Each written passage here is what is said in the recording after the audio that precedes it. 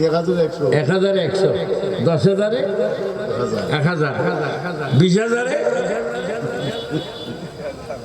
2,000, 30,000, 3,000, 50,000, 5,000। এই ধরনের অনেক বক্কর করনেওয়ালা আছে কিনা? এই জন্য রাসূল পাক সাল্লাল্লাহু আলাইহি ওয়াসাল্লাম হাদিস শরীফ বলেন, যারা সুদ ঘুষ সাথে সংযুক্ত তারা যেন মায়ের সাথে জানা করে। একটু নাউজুবিল্লাহ জোরে বলেন না, কোনো অসুবিধা আছে? একটু জোরে বলেন নাউজুবিল্লাহ। আমরা কি সুদ ঘুষ চাই? বলে হারাম। এবং আত-তুহুরু শাতরুল ঈমান, সবসময় পরিষ্কার থাকবেন। নখ ছোট করবেন, নাক সাফ করবেন, দাঁত সাফ করবেন, কান সাফ করবেন, চোখের কোনা সাফ করবেন। আত-তুহুরু শাতরুল ঈমান, পরিষ্কার পরিচ্ছন্নতা ঈমানের অঙ্গ। বলেন আমরা পরিষ্কার পরিচ্ছন্নতা চাই কি চাই না? আজকে আমার বাবা তাহিরি এবং আমি আরো যারা ওয়াজ করেছেন, আল্লাহ সকলের ওয়াজকে কবুল করুন। জোরে বলুন আল্লাহুম্মা আমিন। আমি আপনাদের মাহফিল দেখে খুব খুশি, কিন্তু আমার চোখের খোরাক পাই না। জোর করে ওয়াজ করা যায় না। তারপরও এত কথা বলতাম না, আপনাদের দিকে তাকাইলে আপনাদের চেহারায় মদিনা যাওয়ার অবস্থা দেখা যায়। এই তিনবার বলো তো ইয়া রাসূলুল্লাহ। এই যুবকরা আর একটু জোরে বলো, মুহাব্বতের ডাইনে হাত তুলে বলো, আর একটু জোরে বলো। বলো আমরা কবরে হাসরে মিজানে নবী চাই কি চাই না?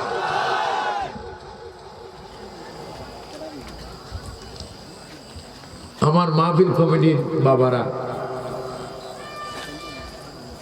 অনেকে কিন্তু বোধ খাওয়া দাওয়া আছে।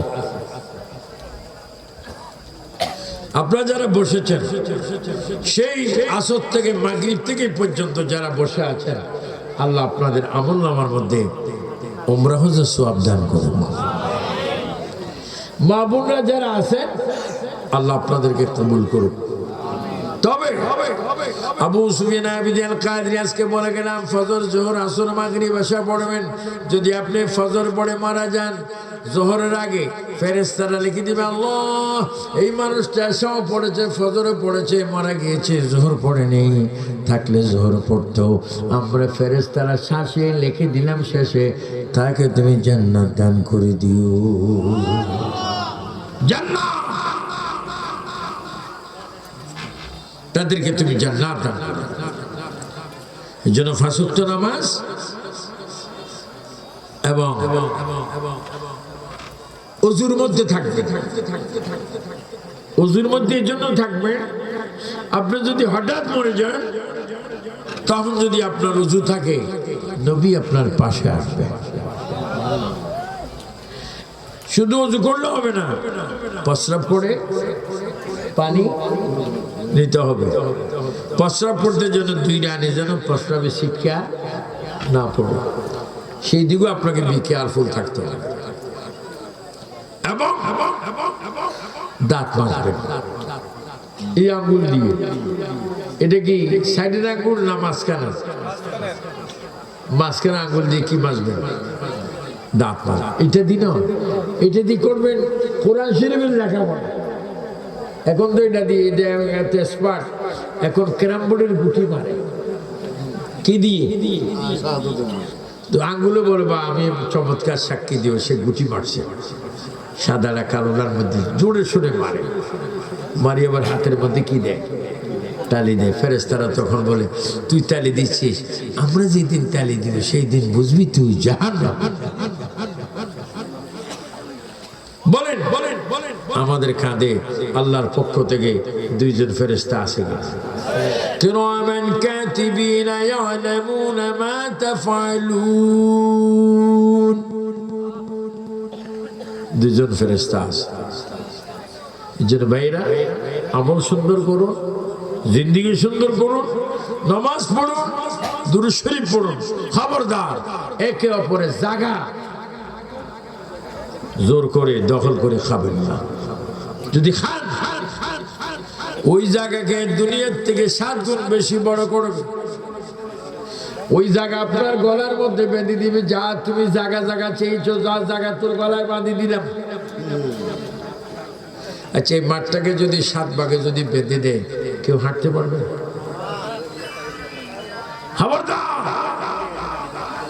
কেউর প্রতি কেউ জুলুম করবেন না, অত্যাচার করবেন না, এবং সবচেয়ে বেশি প্রস্তুত থাকবেন সালাম দিতে। কি সালাম? যারা সালাম দেয় তারা বড়, যা সালাম নেয় তারা ছোট। দেওয়ার জন্য প্রস্তুত থাকবে। নবীজি বলছেন, মান আহাব্বা সুন্নতি ফাকাদ আহাব্বানি ওয়া মান আহাব্বানি কানা মাই ফিল জান্নাহ। নবী বলেন, যারা আমার সুন্নতকে ভালোবাসে তারা যেন আমাকে ভালোবাসলো, যারা আমাকে ভালোবাসে তারা আমার সাথে জান্নাতে যাবে। আমরা একজনকে দেখলে কি করব? যদি বলেন না, কি করবেন? এবং হাতে হাতে মুসাফা করব। কি 2 হাত না 1 হাত? যা হোক, আল্লাহ রাব্বুল আলামিন আপনাদের সকলকে নবীর সুন্নাত মোতাবেক জীবন যাপন করার তৌফিক দান করুন। সবাই উচ্চ স্বরে বলুন আমিন। আবু সুফিয়ান আবিদের কাদেরী আহলে সুন্নাত জামাত বাংলাদেশের পক্ষ থেকে আপনাদেরকে দাওয়াত দিয়ে গেলাম, 5 ওয়াক্ত নামাজ পড়বেন, জবানকে মিথ্যার থেকে বাঁচাবেন, নবীর চরিত্র গ্রহণ করবেন। আব্বা আম্মা যদি থাকে তাদের কদমে চুমা দিবেন এবং কবর জিয়ারত করবেন। এবং আপনারা এই কথা বলে জিয়ারত করবেন, আসসালামু আলাইকুম ইয়া আহলাল কবর, হে কবরবাসী, আপনাদের প্রতি আমাদের সালাম। আপনারা আমাদের আগে গিয়ে সেরেছেন, আমরা আপনাদের পিছনে পিছনে আসতেছি। কোথায়? কবর। কবর কোন জায়গা? ওই যে আমি প্রথমে বলেছিলাম, মিনহা খালাকনাকুম ওয়া ফিহা নুঈদুকুম ওয়া মিনহা নুখরিজুকুম তারাতান উখরা। আল্লাহ যেখান থেকে আমাদেরকে বানিয়েছেন আবার কিয়ামতের আগে সেখানে রাখবেন, আবার সেখান থেকে আমাদেরকে হাসরে তুলবেন। জিন্দেগির জর্রা জর্রা হিসাব নেবে। সেই দিন যেন আমরা আল্লাহর কাছে হিসাব দেওয়ার সে ক্ষমতা আমাদের নাই। আল্লাহ, তুমি নবীজির উসিলায় মিম হে মিম দাল মুহাম্মদ সাল্লাল্লাহু আলাইহি ওয়াসাল্লাম উসিলায় আমাদের জিন্দেগির কবিরা সগীরা গুনাহগুলো মাফ করে দাও। আল্লাহর কাছে ভিক্ষা চাইবেন, আর এক ভাই আর ভাইকে দোয়া করবেন। আপনি জোর করে এক ভাইকে নরম পেয়ে নিজের রাজত্ব করে জায়গা বেশি দখল করেছেন, আপনি বলেন, যদিও জায়গা বেশি দখল করেছেন, এবার উচ্চস্বরে বলেন, আপনার মৃত্যু আছে কিনা। আবার যিনি জায়গা কম পেয়েছে তারও মৃত্যু আছে কিনা। এবার উচ্চস্বরে বলেন, হিসাব দিতে হবে কার কাছে? তো আল্লাহর কাছে যদি হিসাব দিয়ে আপনি ধরা পড়েন, আপনি জান্নাতে যাবেন কখন?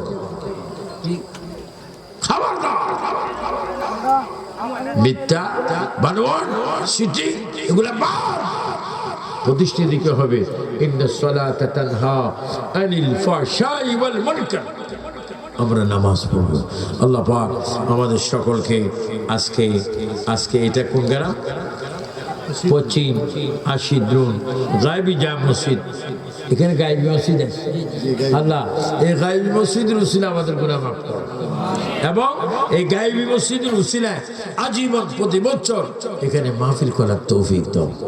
এই গ্রামে, এই এলাকায়, ইউনিয়নে, এই থানায় যে সমস্ত বাড়ি আছে, প্রত্যেকটা বাড়িওয়ালাকে তুমি হজ্জে বাইতুল্লাহ জিয়ারতে মদিনা নসিব করো, বাগদাদ শরীফের ফয়েজ দান করো। আপনারা জানেন আমি গৌসুস সাকালে আব্দুল কাদের জিলানী আল গিলানী আল হাসানী ওয়াল হুসাইনী দরবার একজন খলিফা। 96 আমি সেখান থেকে খেলাফত পেয়েছি। আমি দোয়া করি আপনারা সবসময় বলবেন, ইয়া শেখ সৈয়দ আব্দুল কাদের জিলানী সাইয়্যিদুল্লাহ। আমি খেলাফত পেয়েছি বাগদাদ শরীফ থেকে, আর খেলাফত পেয়েছি দিল্লি মাহবুব ইলাহি দরবার থেকে, খেলাফত পেয়েছি আল্লাহু আকবার ওই বেরেলি শরীফ থেকে, আর আমি মুরিদ হয়েছি আবেদ শাহ আল মাদানী রাদিয়াল্লাহু তাআলা আনহু, যিনি 126 বছর সুন্নিয়ত প্রসার করেছেন। আমি ওনার সাথে ছিলাম। আল্লাহ পাক যেন আমাদের প্রত্যেককে নবীর প্রেমিক হিসাবে দুনিয়াতে রাখে। সবাই উচ্চ স্বরে বলেন আমিন।